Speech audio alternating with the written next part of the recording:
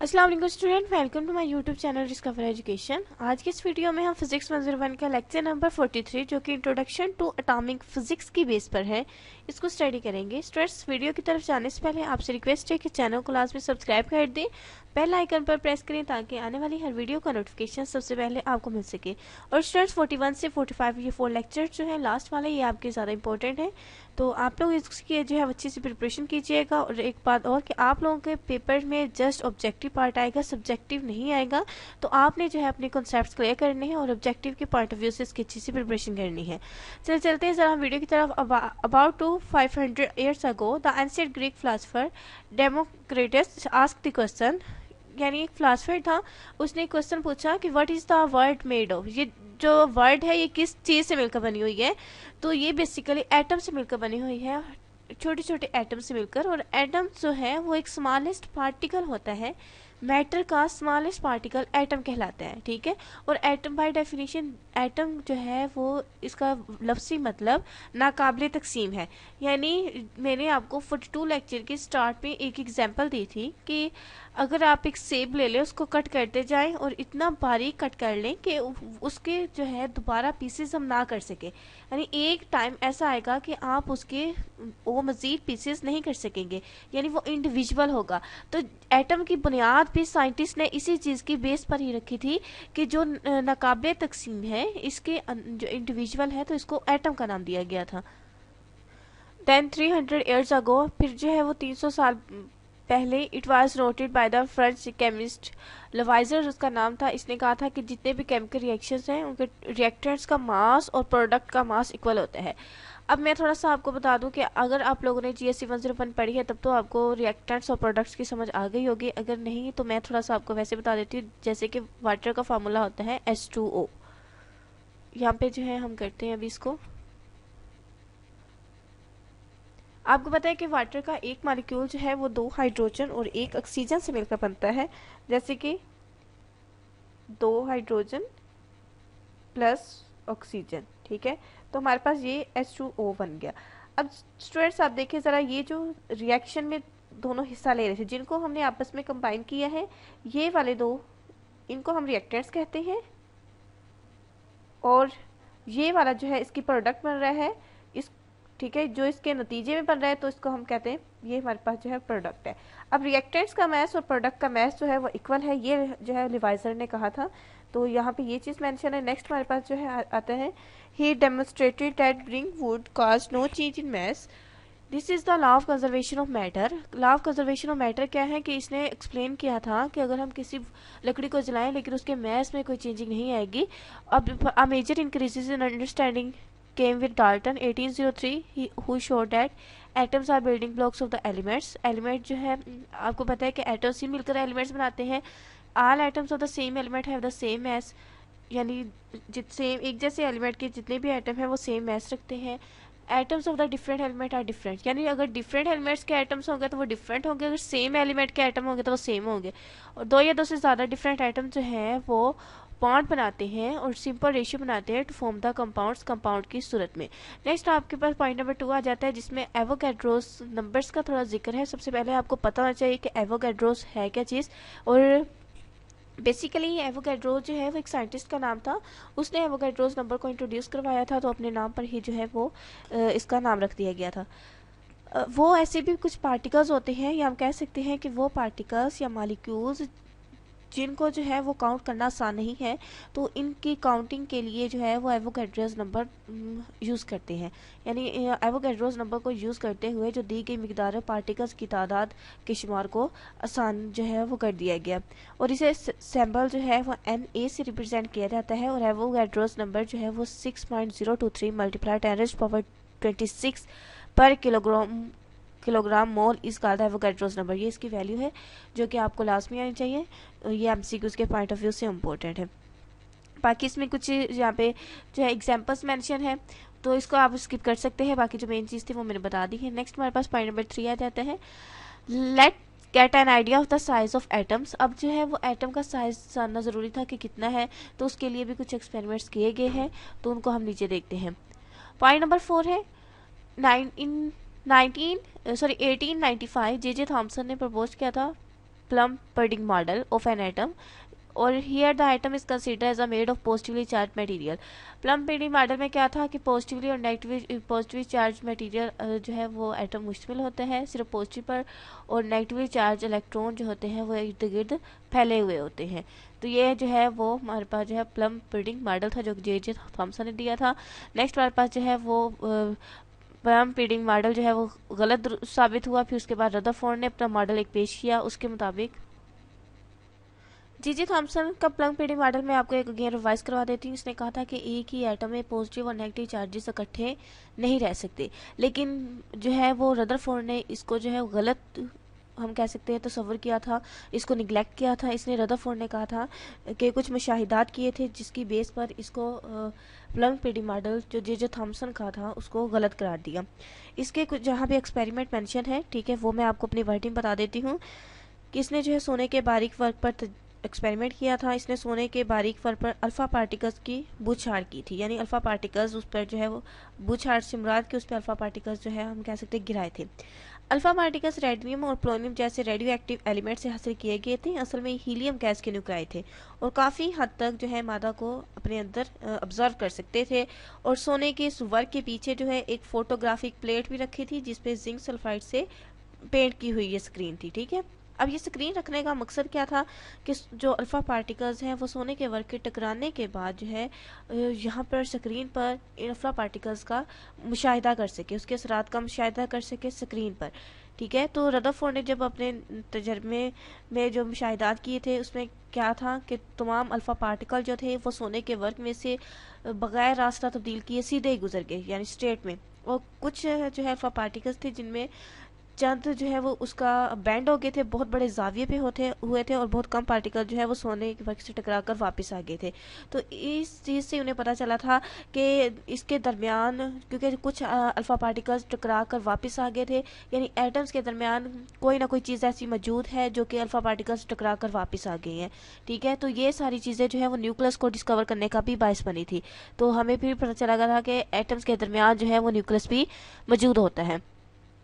तो ये सारी चीज़ें यहाँ पे मेंशन है। नेक्स्ट हमारे पास पॉइंट नंबर 6 आ जाता है। ये जो मैंने आपको अपनी वर्डिंग बताया है यहाँ पे वही लिखा हुआ है।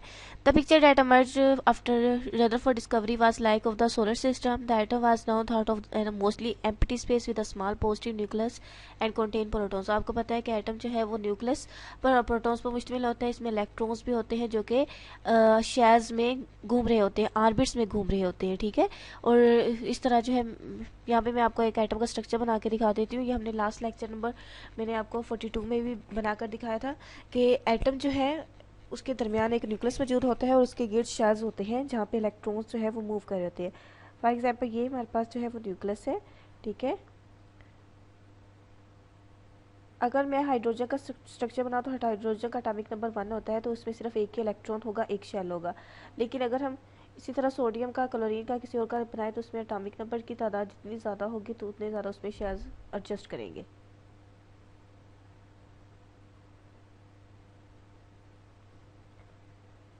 यहाँ पे जो है मिसाल के तौर पर यहाँ पे 2 इलेक्ट्रॉन, पहले शेल्स में वैसे 2 होते हैं, ठीक है, दूसरे में जो होते हैं वो 8 होते हैं, और जस्ट हम मैक्सिमम इलेक्ट्रॉन्स 8 को कर सकते हैं, ठीक है।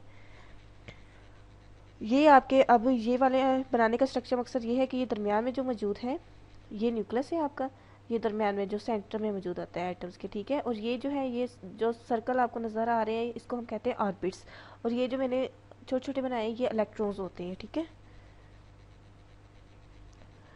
नेक्स्ट हमारे पास 7 पॉइंट आ जाता है। इसमें जो है this sounds fine but is a serious problem, इसको आप छोड़ सकते हैं। यहाँ पे एक फार्मूला दिया गया है पावर रेडिएटेड का, जो कि पावर जो है वो डायरेक्टली प्रोपोर्शनल है ई स्क्वायर और ए स्क्वायर। ई स्क्वायर यहाँ पे चार्ज है और ए जो है वो एक्सेलरेशन है।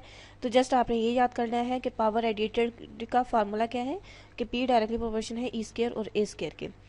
पॉइंट नंबर 8 को आप स्किप कर सकते हैं। यहाँ पे भी जो है वो एक, चलिए मैं आपको करवाई देती हूँ। This is not the only thing wrong with the solar system model if you look at the light emitted by any atom. यानी कोई भी एटम अगर लाइट को खारिज करता है तो आप जो है वो कंटिन्यूस एक स्पेक्ट्रम कह सकते हैं कि मुसलसल स्पेक्ट्रम या डिस्ट्रीब्यूशन ऑफ कलर्स को देखते हैं। Instead uh spectroscopy will easily show the light is emitted at only certain discrete frequency, यानी लाइट जो है वो सर्टेन फ्रिक्वेंसी की खारिज होती है। तो इसमें से कोई भी एमसीक्यूज नहीं बनता। नेक्स्ट 9 पॉइंट है, इसी तरह जो है अगर वाइट लाइट को पास किया जाता है through a gas of atoms of a certain type, only certain colours are observed, यानी कुछ कलर्स ऑब्जर्व होंगे और कुछ जो है वो पास हो जाएंगे विदाउट हिंड्रेंस। ठीक है, नेक्स्ट हमारे पास जो है वो पॉइंट नंबर 10 है, ये हमारे पास नील्स बोहर का है। तो इसके भी इसने जो है इस टाइम में it was known that electrons had a dual character as a wave डीब्रोगलाइजेशन एंड डिफेक्शन जर्मर एक्सपेरिमेंट्स। ठीक है, बोहर ने कहा था कि suppose a bend a standing wave into a circle, if the wavelength is not exactly correct, wave interference will make the disappear. तो इसको मैं अपनी वर्डिंग में आपको बता देती हूँ। पॉइंट नंबर 11 में भी वही चीज़ें डिस्कस की गई हैं, मैं इसको ज़रा अपनी वर्डिंग में आपको बता देती हूँ, क्योंकि लिखा हुआ आप लोग भी पढ़ के इसको ट्रांसलेट कर सकते हैं, लेकिन फिजिक्स एक ऐसा सब्जेक्ट है जिसको समझना ज़रूरी है, ना कि रट्टा लगाना या सिर्फ इसकी रीडिंग करना। ठीक है, तो इसमें जो है वो रदरफोर्ड के एटॉमिक मॉडल के नकाइस इसने कुछ मद्देनजर रखते हुए नील बोहर ने अपने जो है मॉडल एक पेश किया था, और इसने जो है इसका मॉडल जो है वो मैक्स प्लैंक क्वांटम थ्योरी की बुनियाद पर था। ये जो क्वांटम थ्योरी जो कि अभी हमने लास्ट लेक्चर में पढ़ी है, क्वांटम का मतलब होता है कि एनर्जी है। ठीक है, इसका लफ्ज़ी मतलब क्वांटम का एनर्जी होता है, ये एनर्जी की सबसे कम मिकदार होती है जो इलेक्ट्रोमैग्नेटिक रेडिएशंस की सूरत में जो है वो हम कह सकते हैं कि इलेक्ट्रोमैग्नेटिक रेडिएशंस की सूरत में खारिज या जज़ब हो सकती है। क्वांटम की जमा जो है वो क्वांटा होती है। ये मैक्स जर्मनी के एक जो है वो दान थे मैक्स प्लांक, उसने क्वांटम थ्योरी पर काम की वजह से 1918 में एक फिजिक्स में नोबेल प्राइज़ भी मिला था। चले, ये हम थोड़ा सा अपने पॉइंट से हट के बातें कर रहे हैं, लेकिन ये आपके नॉलेज के लिए थी। अच्छा, इसने जो है वो इस मॉडल के मुताबिक कि एक एटम में हरकत करते हुए इलेक्ट्रॉन्स ना तो एनर्जी जज़ब करते हैं और ना खारिज करते हैं, क्योंकि इलेक्ट्रॉन जो है वो अपनी एक स्पेसिफिक ऑर्बिट में ही वो मूव कर रहे होते हैं, या हम कह सकते हैं कि ऑर्बिट में ही गर्दिश कर रहे होते हैं, जो कि एनर्जी लेवल्स कहते हैं जिसको। ठीक है, इसलिए किसी ऑर्बिट में गर्दिश करते हुए इलेक्ट्रॉन्स की एनर्जी की मिकदार जो है वो क्वांटाइज्ड होती है। यानी इसका मतलब ये है, यहाँ पे आप देख सकते हैं ये एटम का स्ट्रक्चर है, यहाँ पे इलेक्ट्रॉन जो है वो अपने ऑर्बिट में गर्दिश कर रहे हैं। अब ना ही इलेक्ट्रॉन्स एनर्जी को जज़ब करेंगे ना ही खारिज करेंगे। हमने लास्ट लेक्चर में, आपको याद हो अगर आपने मेरे ही लेक्चर्स लिए, मैंने आपको 42 लेक्चर्स में कहा था कि जैसे ही बाहर वाले इलेक्ट्रॉन्स अंदर वाले ऑर्बिट की तरफ आने की कोशिश करेंगे तो ये कुछ एनर्जी को जो है वो खारिज कर देंगे। ठीक है, इसी तरह जो है अंदर वाले जो न्यूक्लियस के नज़दीक इलेक्ट्रॉन्स हैं, यानी उसके गिर्द गर्दिश कर रहे हैं, वो बाहर वाले शहर की तरफ आने की कोशिश करेंगे तो कुछ एनर्जी को जो है वो जज़ब कर लेंगे। तो लेकिन इसने नील बोहर ने कहा था कि इलेक्ट्रॉन जो है वो जज़ब या एनर्जी खारिज नहीं करते, बल्कि ये एक जो है स्पेसिफिक एनर्जी रखते हैं जो कि न्यूक्लियस के गिर्द मुसलसल गर्दिश कर रहे होते हैं। तो इस तरह जो है वो इसके कुछ हम कह सकते हैं कि कुछ मलफजे थे। उसमें हाइड्रोजन आइटम जो है वो छोटे से न्यूक्लियस पर मुश्तमिल होता है। हाइड्रोजन आइटम में क्योंकि एक ही प्रोटॉन होता है और हर ऑर्बिट जो है वो एक मखसूस एनर्जी रखता है और मखसूस ऑर्बिट में ही गर्दिश करता रहता है। तो वही बातें जो है रिपीट की हुई है। तो अगर आपको इस चीज़ की समझ आ गई है तो आपको जो है वो इसको भी अंडरस्टैंड कर सकते हैं। नेक्स्ट हमारे पास जो है वो पॉइंट नंबर 12 है, उसमें भी यही कहा गया है। उसमें जो है वो एक इक्वेशन दी है mv r is equal to n h over 2 pi. तो इसमें जो है ना आपने ये वाला फार्मूला अपने हैंडआउट्स पे क्लियर होगा, इसको आपने अच्छे से याद रखना है। ये फार्मूला बेसिकली एंगुलर मोमेंटम का है, यानी इलेक्ट्रॉन सिर्फ इन ऑर्बिट्स में हरकत कर सकते हैं या मूवमेंट कर सकते हैं जिनका एंगुलर मोमेंटम जो है वो m v r is equal to n h over 2 pi है। यहाँ पे एम जो है मोमेंटम है और आर रेडियस है, एन यहाँ पे जो है वो नंबर ऑफ इलेक्ट्रॉन्स दिए हैं, एच प्लैंक कांस्टेंट है, 2 पाई जो है पाई की आपको वैल्यू पता होगी 3.14 है, एन एक जो है वो ठीक है मैंने आपको बता दी कोई भी नंबर हो सकता है या ऑर्बिट है। ये नंबर इलेक्ट्रॉन ऑर्बिट को जाहिर करता है। तो ये इसकी बेसिक थी चीज़ें जो कि मैंने आपको ऑलरेडी बता दी है। यहाँ पे उन्होंने इसी चीज़ को एक्सप्लेन किया है नीचे पॉइंट्स में, और यहाँ पे इसकी वैल्यू जो है आर एन की न्यूक्लियस की 0.53 मल्टीप्लाई 10⁻⁸ सेंटीमीटर डिस्कस की हुई है। ठीक है, बाकी इसको आप एक बार अगर पढ़ना हो तो पढ़ लीजिएगा, अदरवाइज अगर आपको मेरी बात समझ आ गई है तो आप इसको भी कर सकते हैं। यहाँ पे जो है ना एक पॉइंट था ये वाला, इसको मैं आपको एक्सप्लेन कर देती हूँ क्योंकि ये आपके नॉलेज के लिए भी है कि जब एक इलेक्ट्रॉन जो है कम एनर्जी वाले ऑर्बिट से ज़्यादा एनर्जी वाले ऑर्बिट में मुंतकिल होता है तो ये एनर्जी को जज़ब करता है। आपको यह पता होना चाहिए कि जब वो लोअर से हायर की तरफ जाएगा तो एनर्जी को ऑब्जर्व करेगा। इसी तरह जब इलेक्ट्रॉन जो है वो हायर से लोअर की तरफ जाएगा तो एनर्जी को इमिट करेगा। मैं आपको एक बार फिर एक्सप्लेन कर देती हूँ कि जब इलेक्ट्रॉन जो है वो लोअर से एनर्जी से हायर एनर्जी की तरफ जाएगा तो एनर्जी को ऑब्जर्व करेगा। इसी तरह जो है जब इलेक्ट्रॉन हायर से लोअर की तरफ जाएगा तो एनर्जी को इमिट खारिज करेगा। ठीक है, तो ये इसका बेसिक जो है वो था। तो इस तरह जो है एनर्जी से रिलेटेड ही एंगुलर मोमेंटम को होता है, तो थोड़ा सा उन्होंने एंगुलर मोमेंटम को भी डिस्कस किया हुआ है। बाकी जो है इक्वेशन है इसको आप जो है वो कर सकते हैं। ये जो मैंने अभी आपको बताया है ये सारा कुछ इसमें मेंशन किया हुआ है, तो आप इसको खुद भी पढ़ लीजिएगा। Electrons can jump different orbits to absorb the energy, dark lines, ये वो जो भी ठीक है चीज़ें हैं। ई यहाँ पे जो है एज अ प्लैंक कांस्टेंट है। ठीक है, नेक्स्ट हमारे पास पॉइंट नंबर 15 आ जाता है। इसको जो है आप स्किप कर दें। और 16 पॉइंट में क्वांटम मैकेनिक्स है। क्वांटम मैकेनिक्स को हमने जो है वो बहुत अच्छे से 42 लेक्चर में कवर किया है कि किससे रिलेटेड होती है। और यहाँ पे principal quantum number orbital angular momentum is determined by the number capital L is equal to L into L plus one. यहाँ पे जो है आपने इसका फॉर्मूला याद कर लेना है। सपोज अगर आपको एल जो है वो अलाउड वैल्यूज जो है वो दी हुई है 0, तो आपने क्या करना है कि एल इसके जगह 0 पुट करना है और एल प्लस वन 0 प्लस 1 हो जाएगा, तो आपके पास ये 1 आ जाएगा। 1 0 से मल्टीप्लाई करेगा होगा तो 0 आ जाएगा, तो आपका जो एमसीक्यूज में 0 वाला ऑप्शन होगा वो दुरुस्त होगा। अगर इसी तरह एल जो है 1 दिया गया हो तो आपके पास ये फार्मूला है, आपने जो है वो एल की जगह पे 1 पुट करके इसको मैथमेटिकली सॉल्व करके इसका जवाब निकाल देना है। बस इतनी सी बात है। नेक्स्ट आपके पास पॉइंट नंबर 17 है। इलेक्ट्रॉन जो रहते हैं वो मुसलसल घूमते रहते हैं, स्पिन करते रहते हैं न्यूक्लियस के गिर्द। यहाँ पे जो है वो उन्होंने जो है मैग्नेटिक एक मैग्नेट्स लिया है जिसमें नॉर्थ और साउथ दो पोल्स होते हैं। Electrons can be thought of as little spinning bars of charge. All electron spin at the same speed, यानी तमाम इलेक्ट्रॉन जो है वो सेम स्पीड से स्पिन करेंगे, मूव करेंगे, और इनका एंगुलर मोमेंटम भी सेम होगा। ठीक है, इलेक्ट्रॉन स्पिन कर सकते हैं इज ओनली 1 और 2 पॉसिबल डायरेक्शन, यानी पॉसिबल 2 डायरेक्शन किस तरह हो सकती है, या तो क्लॉकवाइज होगा या एंटी क्लॉकवाइज, यानी 2 ही डायरेक्शंस में वो स्पिन कर सकते हैं। जब चार्जेस मूव करेंगे सर्कल के गिर्द तो क्या होगा कि कॉन्स्टिट्यूएंट्स आर करंट, तो करंट प्रोड्यूस होगा। इस तरह current gives to rise the magnetic field, तो करंट जो है वो मैग्नेटिक फील्ड को बढ़ा देगा। ठीक है, मैग्नेटिक फील्ड बढ़ने से क्या होगा कि electrons are also little magnets of interact with other magnet. Now go back to Stern Gerlach experiment describe in a previous lecture. तो ये हमने प्रीवियस लेक्चर में डिस्क्राइब किया था कि ये हमारे पास जो है वो इसके एक्सपेरिमेंट के मुताबिक क्या होता है, तो वो अगर आपने सुना है तो इसकी आपको समझ आई गई होगी। सिंपली आपने जो है वो आपको वैसे शॉर्ट क्वेश्चन आना नहीं है, अगर एमसीक्यूज में कुछ आ भी जाता है तो इसके मुताबिक कि इलेक्ट्रॉन्स को जो है वो स्पिन करने से इलेक्ट्रॉन्स हमेशा जो है वो 2 ही डायरेक्शन में स्पिन कर सकते हैं, एक तो क्लॉकवाइज और एक एंटी क्लॉकवाइज। जैसे सॉरी एटम जैसे ये स्पिन करेंगे तो इससे जो है वो करंट जनरेट होगा जो कि मैग्नेटिक फील्ड को प्रोड्यूस करेगा। तो ये सारी चीज़ें यहाँ पे जो है वो डिस्कस की गई थी। नेक्स्ट हमारे पास जो है पॉइंट नंबर 18 आ जाता है। तो ये 18 पॉइंट को समझने के लिए जो है मैं आपको थोड़ा सा इसका इंट्रोडक्शन करवा देती हूँ कि इसमें जो है वो हमने पढ़ना क्या है। बेसिकली एटम का जो एक शेल होता है ना वो सब शेल्स पर मुश्तमिल होता है, और हर सब शेल को जो है वो इंग्लिश के कुछ जो है अल्फ़ाबेट है जिस तरह SPDF इसमें रिप्रेजेंट किया जाता है, और किसी शेल में सब शेल्स की तादाद जो है वो n की वैल्यू के बराबर होती है। जैसे कि पहला एनर्जी लेवल जो है वो K होगा, K का सब शेल होगा जिसे S सेल शेल कहते हैं।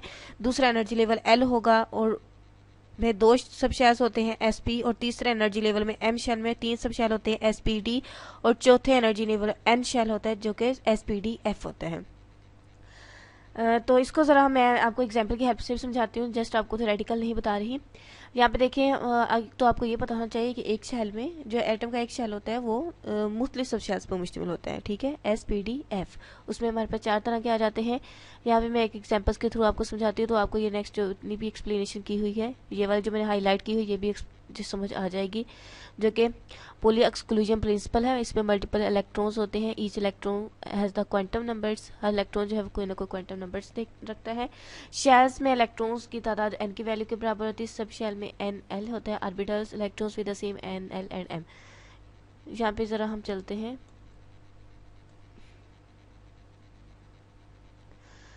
ये स्टूडेंट मैंने एटम का स्ट्रक्चर बनाया है, ये रैंडमली स्ट्रक्चर है, मैं ऐसे बनाया कि कोई स्पेसिफिक मैंने किसी एलिमेंट को नहीं लिया हुआ।